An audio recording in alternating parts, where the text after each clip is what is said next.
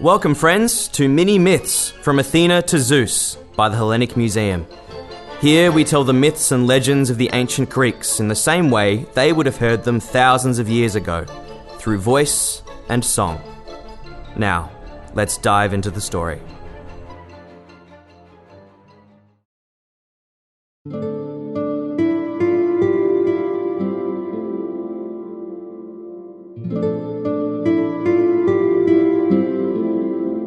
Today, we sing the song of Persephone and Demeter. Let's journey back in time to mythical Greece, to a warm meadow covered in flowers. In those days, there was no winter, no autumn, and no spring, only summer.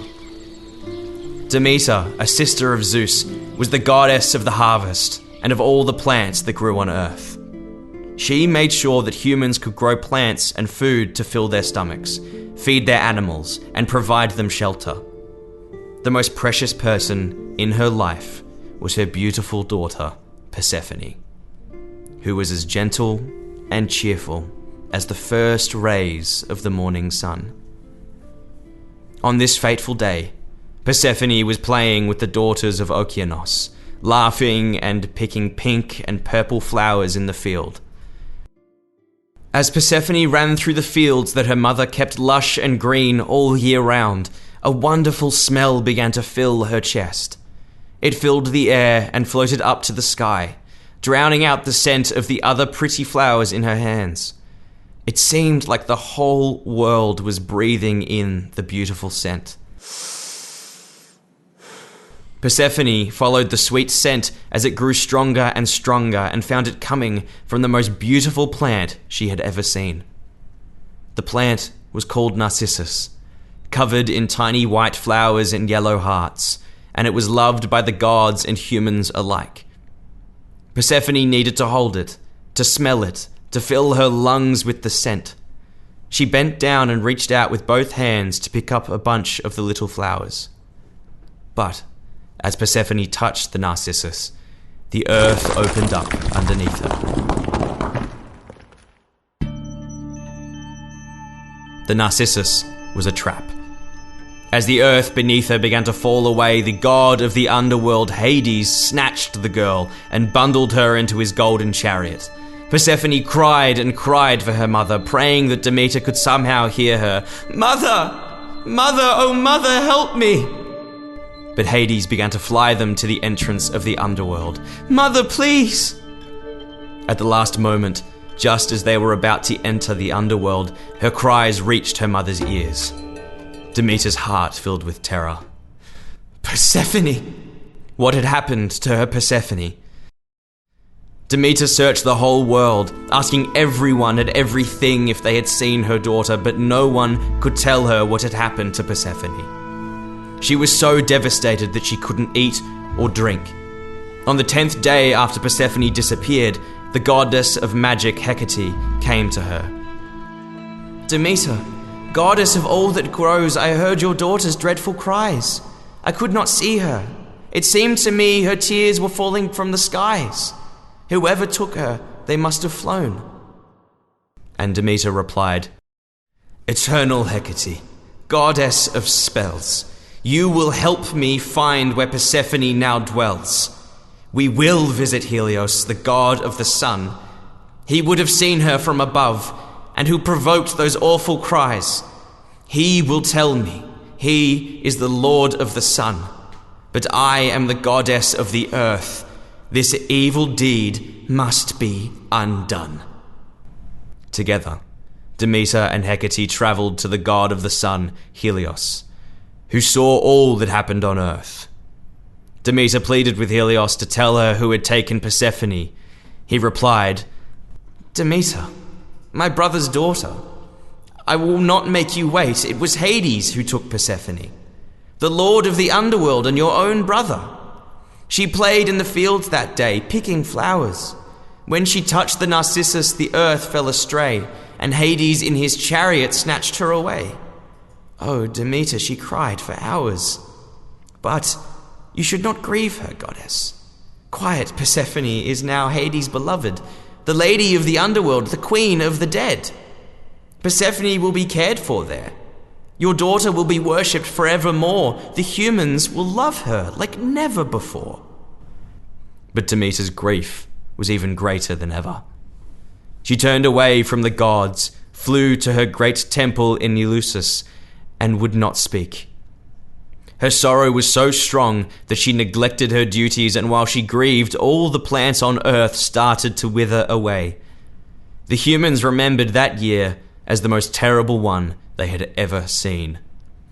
Demeter kept every seed the humans planted hidden underground so nothing could grow. Without Demeter's love and care, the world plunged into an eternal winter, and humans and animals alike began to starve. With barely any food to feed themselves, the humans could no longer give offerings to the gods. Zeus, the ruler of all the gods, knew that something had to be done. He sent the messenger goddess Iris with her golden wings to bring Demeter back to Mount Olympus, but Demeter refused. She told every god and goddess that Zeus sent that she would never return to Mount Olympus, or let anything grow until she saw her beloved Persephone with her own eyes. Let the humans starve. I will not move an inch until I see with my own eyes my darling girl who was stolen by her groom. I know in my heart that Persephone still cries. It was only then that Zeus sent Hermes, his messenger, to the underworld to convince Hades to let Persephone return to her mother.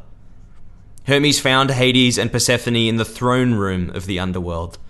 Persephone's eyes were filled with tears. She had never stopped missing her mother. Hermes began.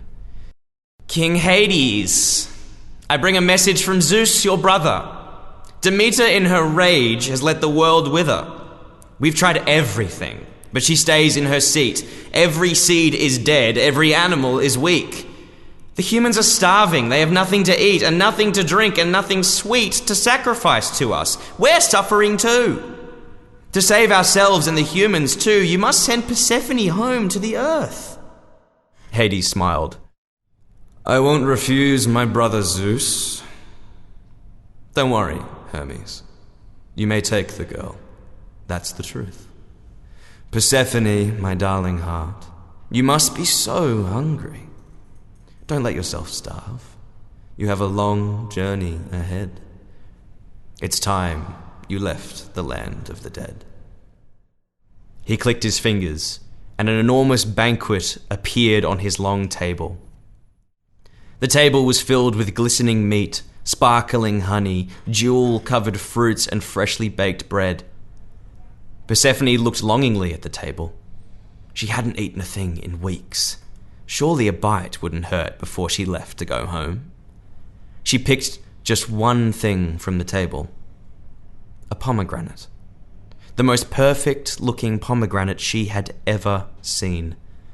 She only managed to eat 6 of the sweet red seeds inside before Hermes hurried her along. Persephone climbed into Hades' golden chariot with Hermes, and the two of them sped away from the underworld to Eleusis, where Demeter was still in her temple. When Demeter saw Persephone, she rushed out and pulled her daughter into her arms. Tears of joy streamed down their cheeks. As they hugged, Persephone told her mother the story of how she had been taken to the underworld. The two spent an entire day talking, and the two were full of happiness once again. As she had promised, Demeter began to let grain grow again. The seeds that the humans had planted suddenly sprouted all at once. Soon the fields and orchards were overflowing. But not all was perfect. Zeus flew down from Mount Olympus and found Persephone and Demeter back in the field of flowers. He boomed, Demeter and lovely Persephone, tell me the truth.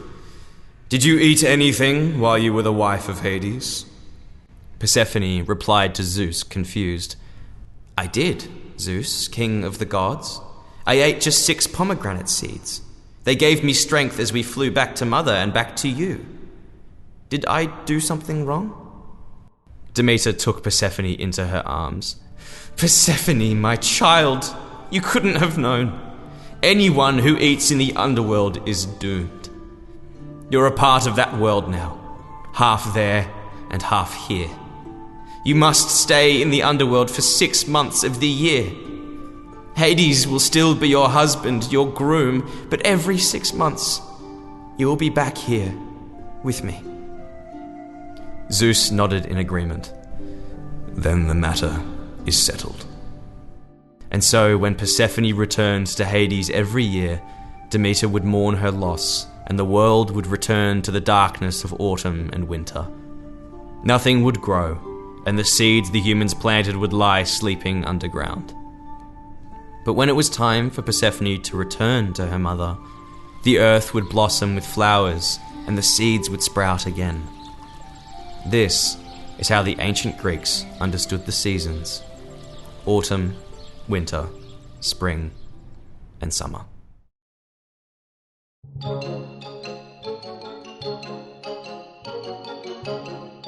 Thank you for listening to Mini Myths from Athena to Zeus.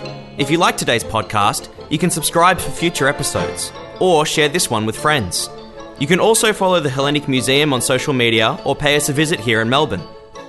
Tune in next week for the story of the Oracle of Delphi. Yastas for now.